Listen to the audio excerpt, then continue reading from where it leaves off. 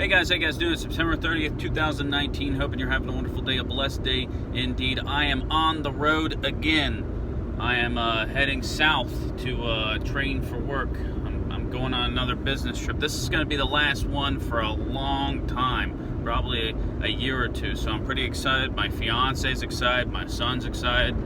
The world is excited that I don't have to live in a hotel for another week. It's going to be great.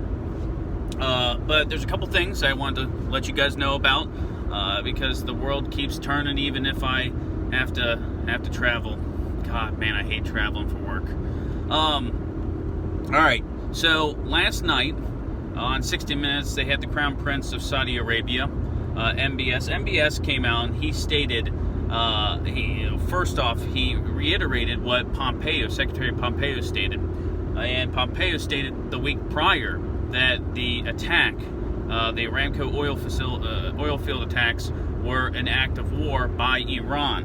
All right, the Crown Prince of Saudi Arabia reiterated that. He stated, yes, that was an act of war perpetrated by Iran. Okay, but then he went on. It kind of is it's a murky water situation. All right, on one hand, he's saying that this is an act of war, that they have to respond strongly. But then he also stated that he would love to do this in a diplomatic manner if possible. He wants to avoid military responses if he can.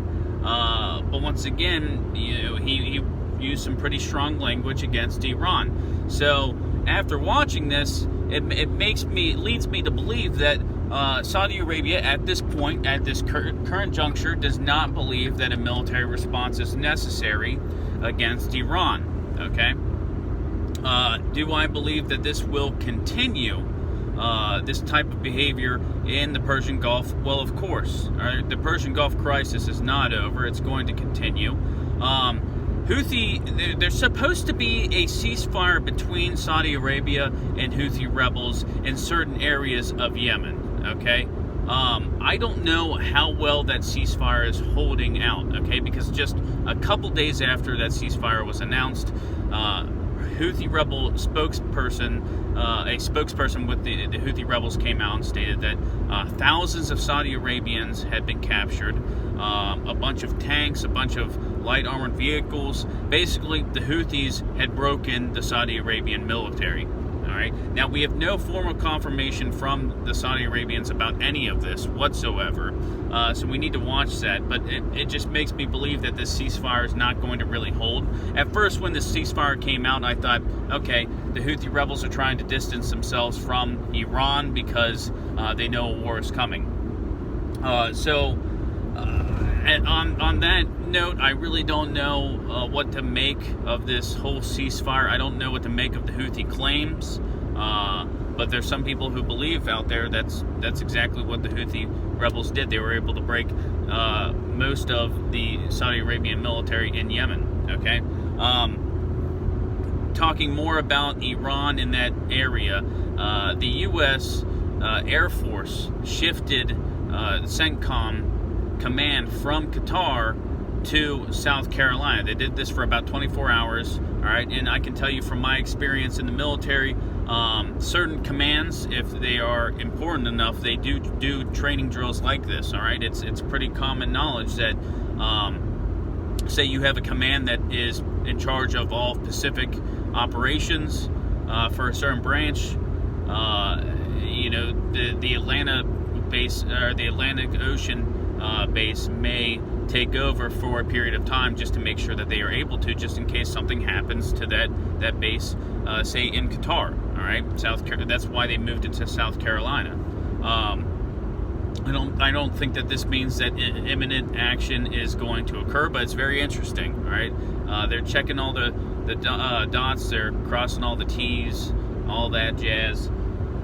Hong Kong, we need to talk about that because Hong Kong over the next couple hours is going to get very interesting because we have potential violent protests that are going to be occurring in the next 2 hours, I believe.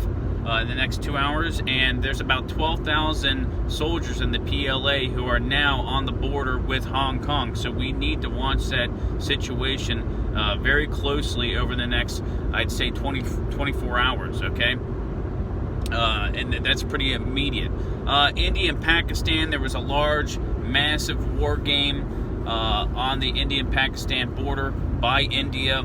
A lot of people believe that war will come between these two nuclear powers over the next 2 months, okay?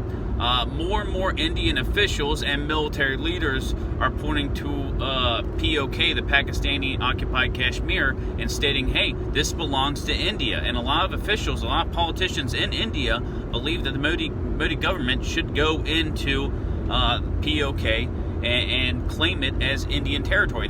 They firmly believe that that is Indian territory and it is rightfully theirs.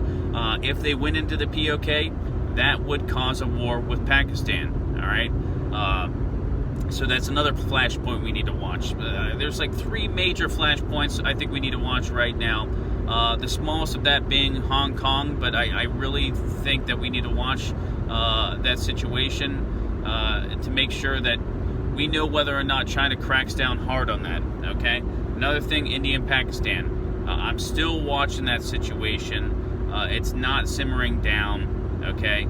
These are 2 countries that do not like each other at all right? And of course, Iran. We need to watch the situation. And I still believe that we're going to see more events occur, okay, that are going to be blamed on Iran, or they were conducted by Iran, okay? Eventually, Israel or Saudi Arabia is going to have to respond unless a U.S. soul is lost, okay? But, I mean, right now, that's all I got for you guys. Just my thoughts as I drive south in this great country, all right? Well, guys, grab a beer for me. I can't have a beer right now. It's not responsible, okay? This person needs to stay in their lane, all right? Thank you for getting over. Oh, my God. People can't drive nowadays. Grab a beer for me. Say a few prayers, as always. And as always, once again, keep your eyes to the skies. God bless.